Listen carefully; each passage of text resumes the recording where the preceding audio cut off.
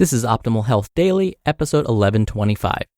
Diminish Dastardly DOMS, Delayed Onset Muscle Soreness with Active Recovery by John Romaniello of RomanFitnessSystems.com. And I'm your host and narrator, Dr. Neil Malik. Hey there, happy Wednesday and welcome back to Optimal Health Daily, where I read to you from popular health and fitness blogs to help you optimize your health. But on Fridays, I do something a little different. On those days, I answer your questions right here on the show. And if you want to send me a question, drop by our website, oldpodcast.com, to see how. Now, it's the middle of the week, which means I want to give you a little bit of inspiration to hopefully help you make it through the rest of the week. So here we go.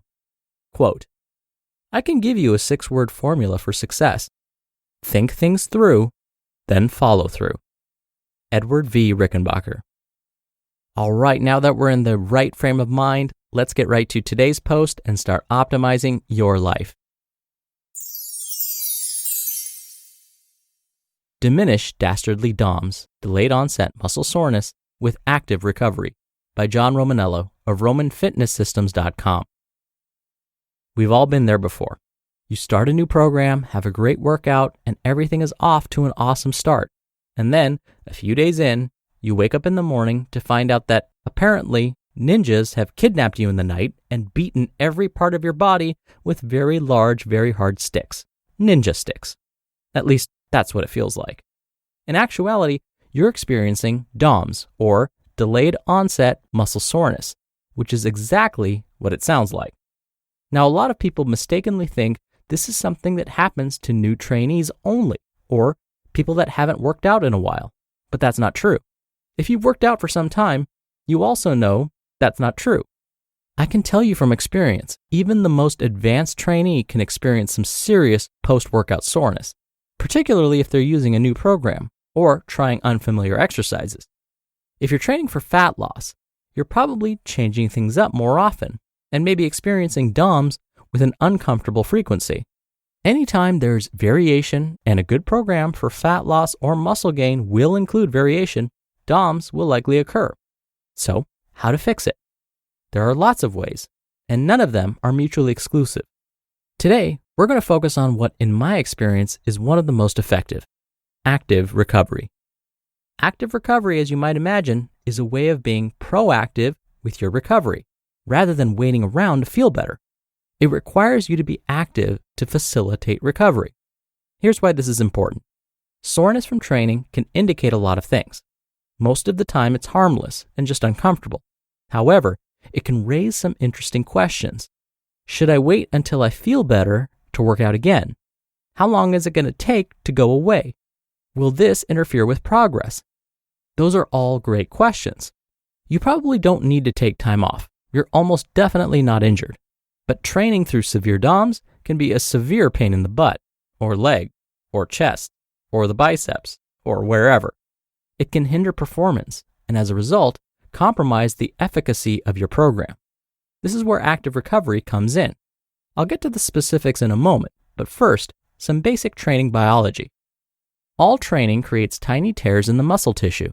This is what we call microtrauma. When these tears are repaired, the muscle gets bigger, stronger, denser, etc. It's an important part of the entire process, regardless of whatever your specific fitness goal is. Nutrients need to be shipped off to the damaged site to help with the repairs. Example, in your super awesome workout, you do a bunch of squats, causing microtrauma in your legs. In order to repair that, you need to get nutrients to your quads. With regards to this example, let's assume that nutrients are transported to muscle cells only through blood.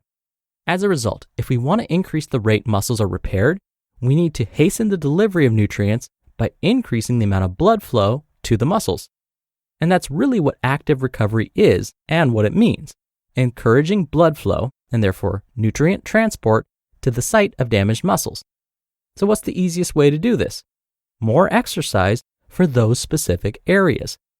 It might sound incredibly counterintuitive, but if your legs are crazy sore from doing tons of squats, one way to make them feel better is with more squats or some comparable leg exercise. Keep in mind this will certainly stress the muscle ever so slightly, but it will create a lot of blood flow to the area, which in turn allows for the necessary nutrient transport. And that's active recovery in a nutshell. Whatever part of your body is hurting, perform light exercise for that body part. You want it to be light and relatively low on the intensity scale. If your quads hurt from doing a ton of squats, you should do a few sets of bodyweight squats. Don't load the bar with your 1 rep max, just some light work to break through the barrier. Just a few sets can be very beneficial. Making a habit of active recovery can also bring some balance to your meathead lifestyle. A typical weight training routine runs 3 to 4 days a week. That leaves a good chunk of the week unoccupied. Rather than just sit and let the muscle soreness stiffen you up, use active recovery to indulge in varying forms of exercise. All of that said, there are a lot of ways to pursue active recovery.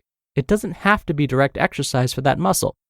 In the sports performance world, athletes like hockey and football players, sports that cause lots of lower body anaerobic muscle damage and therefore DOMS, often ride a stationary bike the day after games to speed up recovery.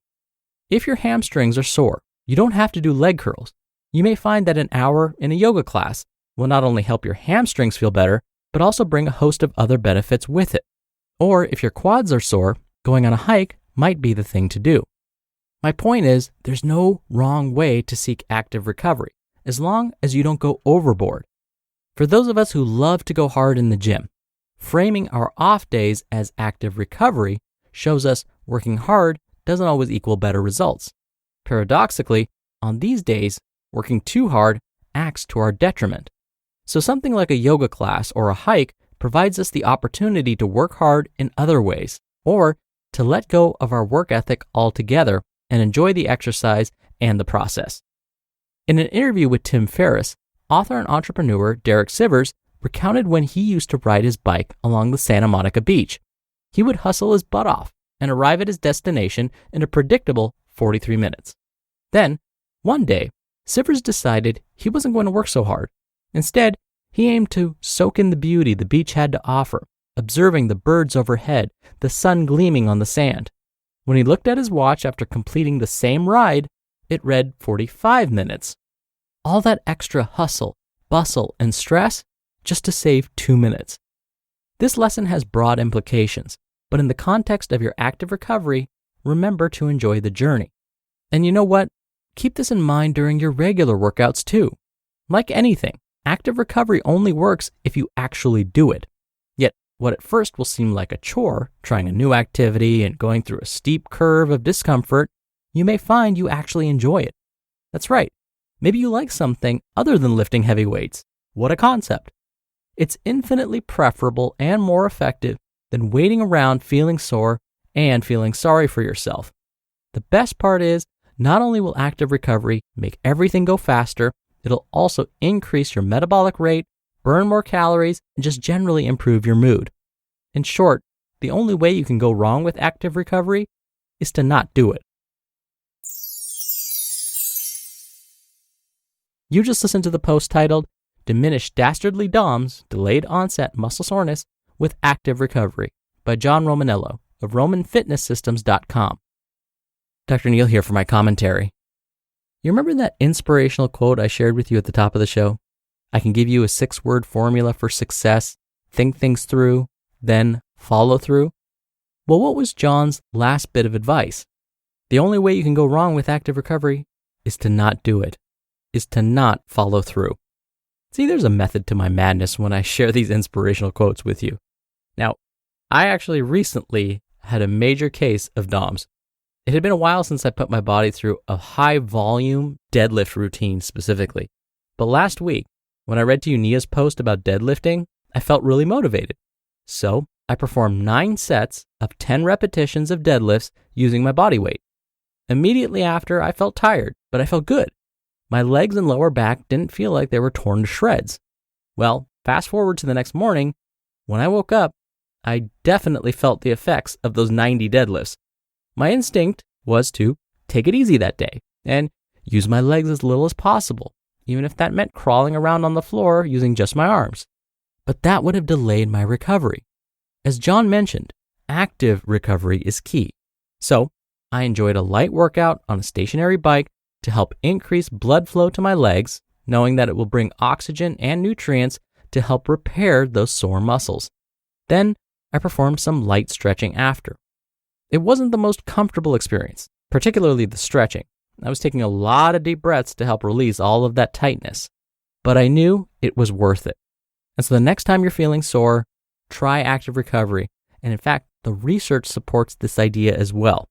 So you don't just have to take my and John's word for it, but the research shows that active recovery can help you feel better faster.